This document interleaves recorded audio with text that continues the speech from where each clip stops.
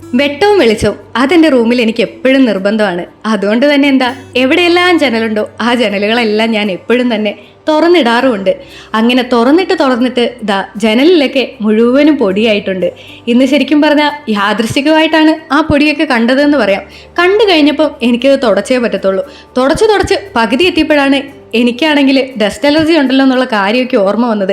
അങ്ങനെ മെല്ലെ പോയി മാസ്ക് ഒക്കെ തപ്പി, എവിടെ മാസ്ക് കിട്ടാനില്ല. അപ്പോൾ പിന്നെ കയ്യിൽ കിട്ടിയൊരു സ്കാർഫൊക്കെ എടുത്ത് മൂക്കൊക്കെ ഒന്ന് മൂടി കെട്ടിയേച്ച് ബാക്കി പരിപാടികളും തുടങ്ങി. അങ്ങനെ ദേ ഏന്തിയും പിടിച്ചും വലിഞ്ഞും ഒക്കെ ഇവിടുത്തെ ജനലും കാര്യങ്ങളൊക്കെ വൃത്തിയാക്കുന്നുണ്ട്. എന്തായാലും നമ്മൾ ക്ലീനിങ്ങിലേക്ക് ഇറങ്ങിയതല്ലേ, അപ്പോൾ പിന്നെ ബാക്കി ഉണ്ടായിരുന്ന ജനലുകളും എല്ലാം അങ്ങ് ക്ലീനാക്കി. അത് കഴിഞ്ഞപ്പോൾ ദാ നമ്മുടെ സ്ഥിരം പരിപാടിയിലേക്ക് ഇരുന്നിട്ടുണ്ട്. എല്ലാ വീട്ടിലും ഒരു കണക്കപ്പിള്ള കാണുമെന്ന് പറയുമല്ലോ, അതുപോലെയാണ് എൻ്റെ വീട്ടിൽ ഞാൻ. അതുകൊണ്ട് തൽക്കാലത്തേക്ക് കുറച്ച് കണക്കും കാര്യങ്ങളെല്ലാം എഴുതി പിടിപ്പിക്കാനും കുറച്ച് അങ്ങോട്ടും ഇങ്ങോട്ടും കൂട്ടാനും കുറയ്ക്കാനും എല്ലാം ഒന്ന് സെറ്റപ്പ് ആക്കാനൊക്കെ ഉണ്ടായിരുന്നു. അപ്പോൾ ദേ ആ പരിപാടികളിലേക്കൊക്കെ കടന്നു.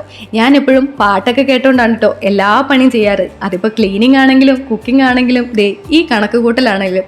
അതുകൊണ്ട് തന്നെ പാട്ടൊക്കെ വെച്ച് അതൊക്കെ കേട്ട് കൂട്ടത്തിൽ പാടിയും അങ്ങനെയൊക്കെയാണ് ഇവിടുത്തെ പരിപാടികൾ നടക്കുന്നത്. ഇത് കഴിഞ്ഞിട്ട് വേണം ഇനി ബാക്കി കുക്കിങ്ങിൻ്റെ പരിപാടികളിലേക്ക് പോകാനായിട്ട്. ഇന്നാണെങ്കിൽ ഫ്രണ്ട്സ് 2 പേര് വരുന്നുണ്ട് എന്ന് പറഞ്ഞിട്ടുണ്ട്. ഇതുവരെ ഞാൻ റൂം എടുത്തിട്ട് ഇങ്ങോട്ട് വന്നിട്ടില്ല. അപ്പോൾ അതിനു വേണ്ടിയുള്ള സ്പെഷ്യൽ ഉണ്ടാക്കണം. ദേ സ്പെഷ്യൽ ഐറ്റംസ് ഒക്കെ റെഡി ആയിട്ടുണ്ട്. സാലഡും ചിക്കൻ കറിയും പിന്നെ ദേ ദമ്മൊക്കെ ഇട്ട് വെച്ചിരിക്കുന്ന ബിരിയാണിയാണ് കേട്ടോ. അവർ വന്നിട്ട് വേണം ഇത് വിളമ്പാൻ.